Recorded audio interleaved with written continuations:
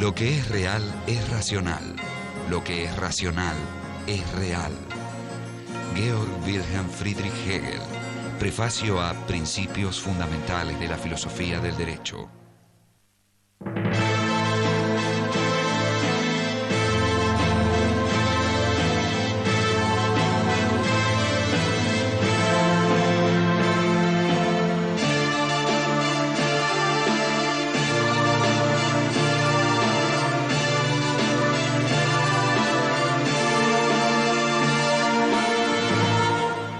Georg Wilhelm Friedrich Hegel. Hegel tenía clara idea de que estamos en un cambio radical de época, que el viejo mundo se desmoronaba y que síntomas como el aburrimiento, la sensación de vacío, incluso cierta liviandad y trivialidad reinantes eran justamente síntomas de que este mundo ya era insostenible, vale decir, el mundo de la modernidad.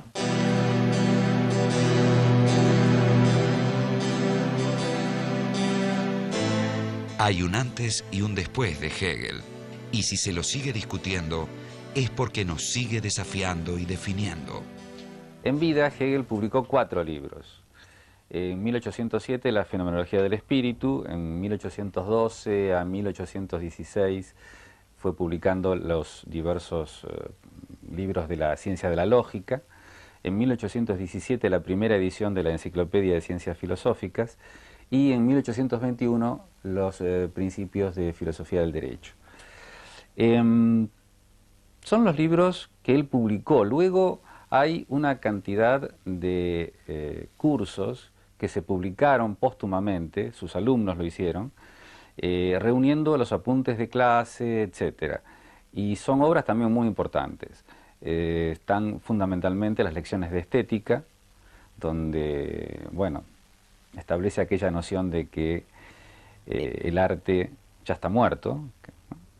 Están las lecciones de filosofía de la historia universal, donde habla de la astucia de la razón, y las lecciones de historia de la filosofía, que quizás es una de las primeras historias de la filosofía filosóficas. Se lo ha criticado mucho a Hegel, se lo ha considerado como un reaccionario, porque bueno, él defendía una monarquía constitucional, que para la época era bastante avanzado el asunto.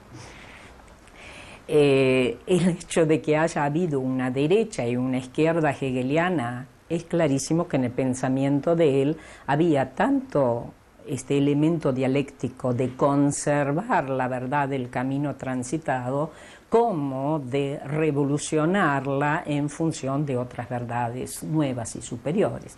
Entonces, es tanto el elemento, si se quiere, de la conservación como el elemento de la innovación.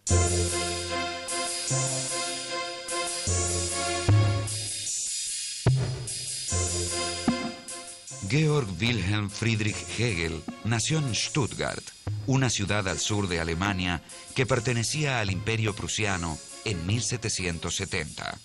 Su padre era funcionario fiscal del ducado.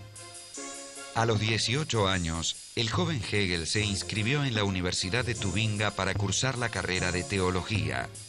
Trabó allí amistad con 2 jóvenes que serían clave para la cultura romántica alemana: el filósofo Friedrich Wilhelm Joseph Schelling y el poeta Friedrich Hölderlin. Los 3 amigos compartieron habitaciones, estudios e ideales. Al finalizar sus estudios y consciente de su falta de vocación para la carrera eclesiástica, Hegel se ganó la vida como preceptor en familias acomodadas.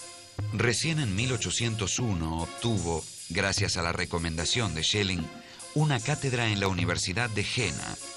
Su primer texto importante no aparecería hasta 1807. Se trataba de la Fenomenología del Espíritu, concebida por Hegel como una introducción a su sistema filosófico. La Fenomenología del Espíritu va a ir estudiando las diversas figuras de la conciencia, desde la conciencia sensible hasta el saber absoluto, o sea, el saber del absoluto que se sabe a sí mismo. Hegel va a ir comenzando desde el punto de partida de la filosofía moderna, que es esta pura intuición sensible, va a ir viendo cómo se forma la autoconciencia, proceso en el cual él considera muy importante establecer los pasos del reconocimiento, y ahí hay páginas muy célebres como las de El amo y el esclavo, el tema de la conciencia infeliz, etc. Y llegar finalmente a el modo en que la conciencia está más allá de sí. Para Hegel, el individuo y todo, las partes, digamos, finitas, que están en nuestro conocimiento habitual, pertenecen a lo infinito y son manifestaciones de lo absoluto. Son 8 capítulos. El primero, la certeza sensible, el segundo, la percepción, el tercero, el entendimiento, el cuarto, la autoconciencia, el quinto, la razón, el sexto, el espíritu, el séptimo, la religión y el octavo, el saber absoluto. ¿Qué es todo ese conjunto? Hay muchos criterios. El mismo autor da el criterio para dividir la obra en dos, para abrirla en dos. A partir de el capítulo 6, tendríamos los capítulos propiamente del espíritu y los anteriores corresponderían más estrictamente a la conciencia. Lukács, uno de los intérpretes, diríamos clásicos, de la obra, dice que lo que la obra hace es recorrer 3 veces la historia.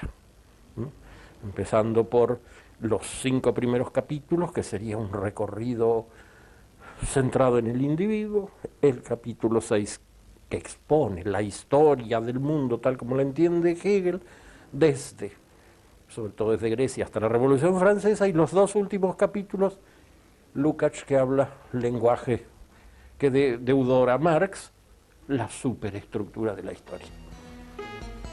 La fenomenología del espíritu dibuja las figuras de la conciencia, desde la mera conciencia sensible, pasando por la autoconciencia, hasta llegar al saber absoluto, o sea, a la conciencia de que en el propio pensamiento el absoluto se piensa a sí mismo. Somos, por así decirlo, las neuronas de Dios. Toda afirmación, como todo fenómeno, se encuentra inmerso en un contexto de referencias, de relaciones, y no hay nada fijo. Él recurre en algún momento a la imagen de el resultado. Puede uno decir tal cosa es resultado, un fenómeno histórico es resultado de otro, pero él señala que el resultado sin el proceso que lleva a eso es como el cadáver. Es simplemente lo que queda muerto una vez que se acabó el proceso de gestación. Y en ese sentido lo verdadero es el todo.